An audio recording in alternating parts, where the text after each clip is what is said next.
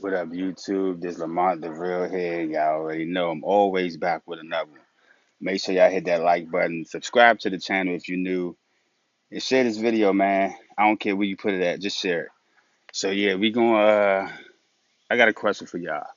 Do y'all think the new generation of O Block gonna surpass what the old gen didn't do, and that's create some type of structure? Because I'm gonna tell y'all, them boys and gangs in LA really got their stuff structured over there. But let's get into it, man. Structures and commands of respect, it's pretty much everyone is free for all. However, because of OD, T. Roy, and then King Von, everything in O-Block was always intact. But now, you'll see what happens. While Get Back Gang was fading away, a new generation of O-Block was coming up out of nowhere. But this generation is rarely heard about, as many people believe that O-Block died when King Von did. This couldn't be further from. And that's the thing I always thought too. When King Von passed away, it seemed like O Block fell all the way apart. Guys started beefing within each other. They started, what I mean, knocking each other off. Man, what do y'all think? Do y'all think King Von was the bridge between O Block and anybody else? Even though he wasn't originally from there, do y'all think he was the real bridge because he was the first real money getter besides Chief Keef to come out of O Block? The truth, as Vaughn left them an awful legacy to look up to.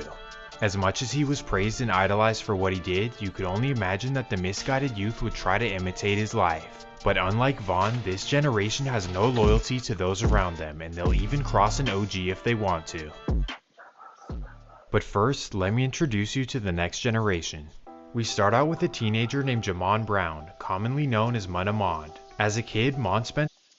And Manaman is the one that killed Avory in the O Block. Right on camera, right on live, we should say. But hey, it's that young generation coming up, man. You can't tell these young YNs what to do nowadays. His whole childhood in O-Block, witnessing all of the tragedies you've seen in this video. But despite this adversity, Mont had a good head on his shoulders and was able to do well in school through all the chaos. I mean, he even played on his high school soccer team. So while his friends were already in the streets, he was mainly focused on college and his financial future. Well, his determination would pay off as he was accepted to Western Illinois University, where he enrolled as a freshman. Life was looking like a success story for Jamon, but after a few months in college, things would take a sharp left turn.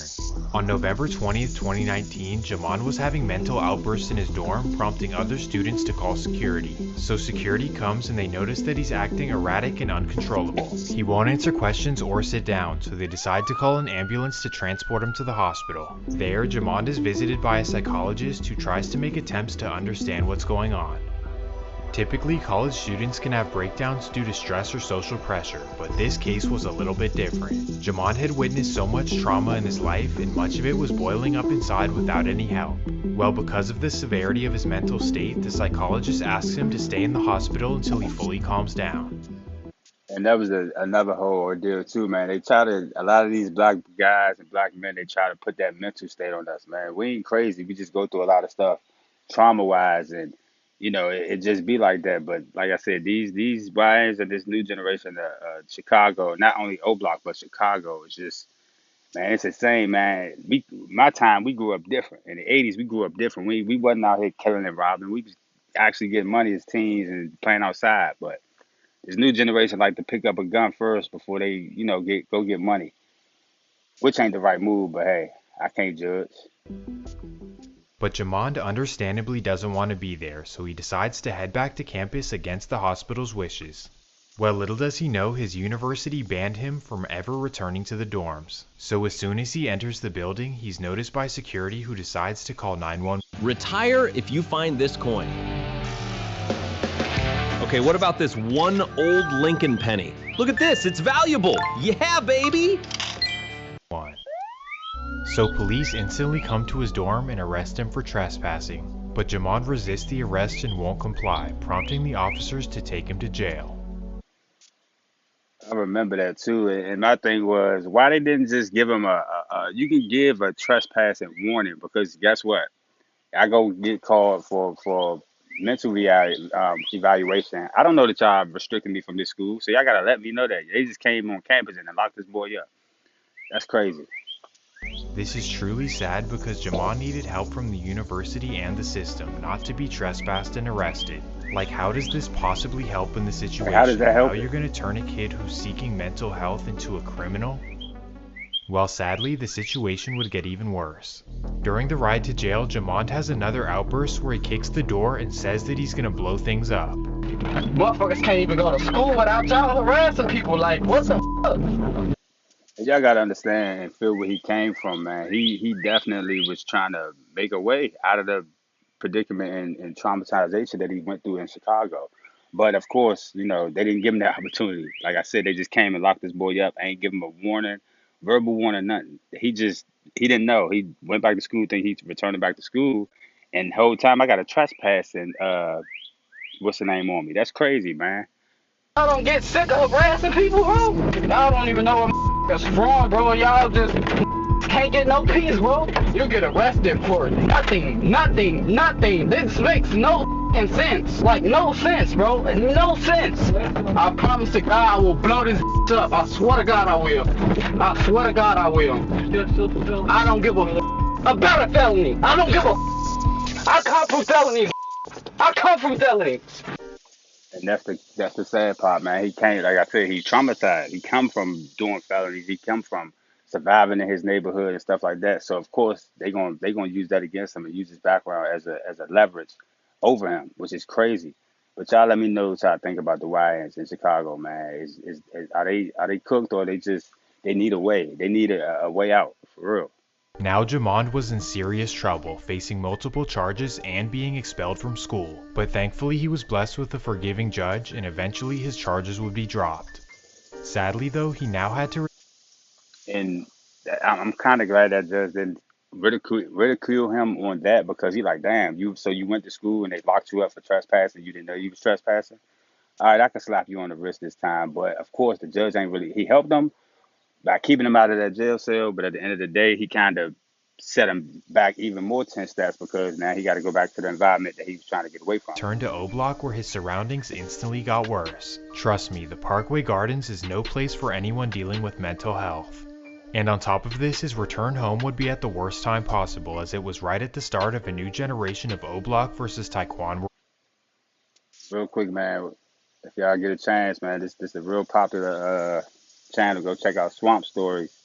Right now he had 801K. Go get her channel a subscribe and like this video.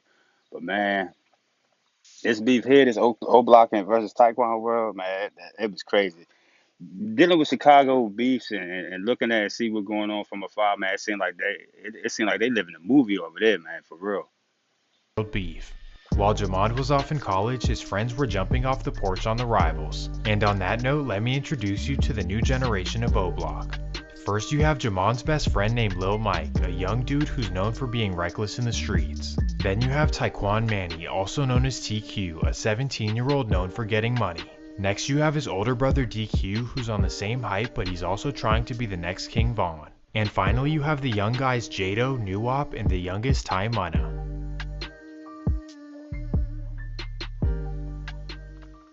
So directly after Mon's return from college, this is exactly who he was hanging with. And just 2 weeks after his return, things would get tragic for the first time in this generation. That takes us to December 8th, 2019.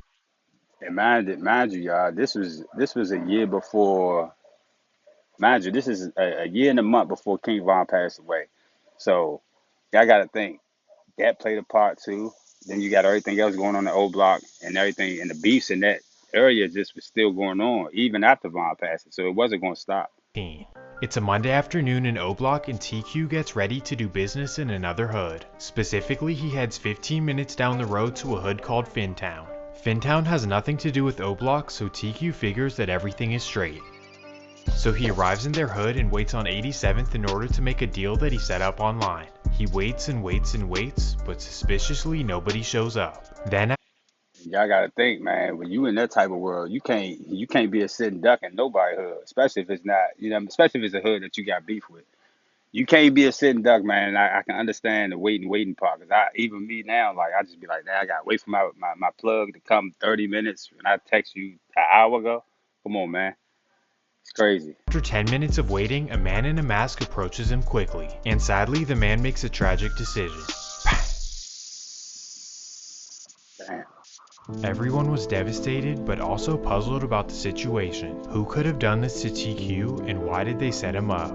At first, it didn't make any sense, but then the Oblockians started putting 2 and 2 together. And it all centered around an alleged Fintown member named BCR Measle. Why? Well, because he happens to be the first cousin of FBG Duck. Now of course this is just speculation, but later in the video it will make sense. So remember the name, BCR Measle. Well, regardless, this is when the new generation of O-Block decided to step up. This includes Munamond and of course all of the other members I mentioned. But before there was Get Back, sadly they would lose another friend. 2 months later, February 8th, 2020, 2:30 p.m. Jado gets a text from his friend Dinero asking him to come over and make a deal. So Jado instantly gets ready so that he can head over there. But as soon as he departs from O-Block, a man is following him. He catches up to Jado and doesn't say a word. Instead, he makes a terrible decision. Bang. When people hear the words print on demand, they picture a graphic slapped onto a basic tee. But Jado was like the O.D. Perry or the T. Roy of the new generation. He was charismatic, he brought everyone together, but he was also nothing to play with. He was like our age group, like the new generation from our block. He was the leader. I'ma say, yeah, he's like the brain, like one of the smartest one out of all us. Yeah, like folks like the brain and the muscle. Yeah. Like he was the mastermind after all that shit. Well, because he was so important to O-Block, the young generation started calling themselves the Jado Jumpouts. Now everyone was on board to get revenge for Jado, but there was one question. Who did this, and did Dinero set him up? Well, right after the news broke, Dinero posted a screenshot of his last conversation with Jado, pretty much saying that he wishes he never texted him because that way he would have never come outside.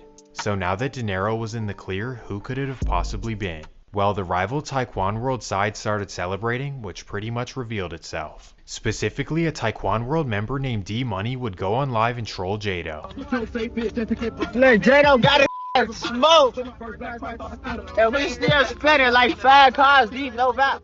This would not end well for D-Money. May 15th, 2020. It's a nice warm evening in Southside Chicago, and D-Money is outside walking his dog. As he's casually walking around his neighborhood, a car creeps up on him. That's when a man hops out of the passenger seat and runs all the way up to him. And before D-Money can even react, the man makes a terrible decision. And just like that, another generation of Taekwon World vs O-Block beef was stamped. It's the same exact way that T-Roy and Vaughn went on a tear for OD, and then how Get Back Gang went on a tear for T-Roy. If one thing is for certain, of Taekwon World vs O-Block beef was stamped. It's the same exact way that T-Roy and Vaughn went on a tear for OD, and then how... Man, you got all these people here. Mind you, a lot of these guys is gone. You got Muwop, he's locked up. King Von, he passed away. Duke passed away. DQ, we don't know where he at. And you got BJ, again, we don't know where he at, and E-Dog. So you got BJ, E-Dog, and EQ in this picture, who's still around, whose name never came up in nothing, but their names always came up in songs. Y'all pay attention. Get Back Gang went on a tear for T-Roy. If one thing is for certain, it's that starting a beef with O-Block is never a good idea. Once you poke the bear, they just never stop coming, and there's no timeline on revenge. And that fast forwards us a year to February 8th, 2021. In Chicago, trying to throw parties or just having fun with your friends is never an easy task. You never know if your ops are going to show up to the party or if a simple argument will turn deadly.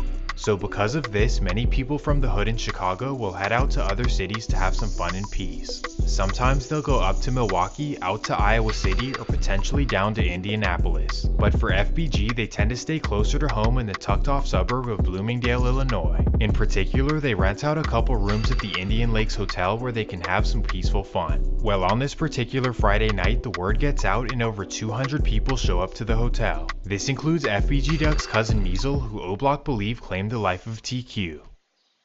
Because of this, Measle happens to be one of the most wanted men in Southside Chicago. But on this night, he figures no one will find him and he can sit back and have some good old fun. The party is jumping. And that was a crazy thing too, man. These boys couldn't even throw a party in their city. They had to go far out or go some ways. So, you know what I mean? Like, it's crazy. You shouldn't have to feel like that in your neighborhood or anywhere you live at, to have to go somewhere else and party, shit. Girls are twerking everywhere and everything is going well for over an hour. It gets to the point where the whole 6th floor hallway is flooded with people and it's a party like you've never seen before. Well, at 2 a.m. a couple of men in masks wiggle through the hallways looking for Measle. They then push their way into the party where they see him. Sadly, they make a tragic decision. That's right. Right now, police still here on scene of the hotel serving search warrants, looking for evidence like weapons linked to this investigation. Police tell me this isn't the first time they've been called to the hotel. It was the sound of gunfire coming from the Indian Lakes Hotel around 2:30 this morning that prompted this massive police response. Units respond to Indian Lakes Resort for the shots fired report, 250 West Chick. What police say started as a large hotel party with nearly 200 people ended in gunfire, and a Chicago man is dead. Unfortunately, there may have been more because over 100 people fled the hotel before we had contact with them. The victim identified as 27-year-old James McGill. McGill lived in the city's Inglewood neighborhood. Police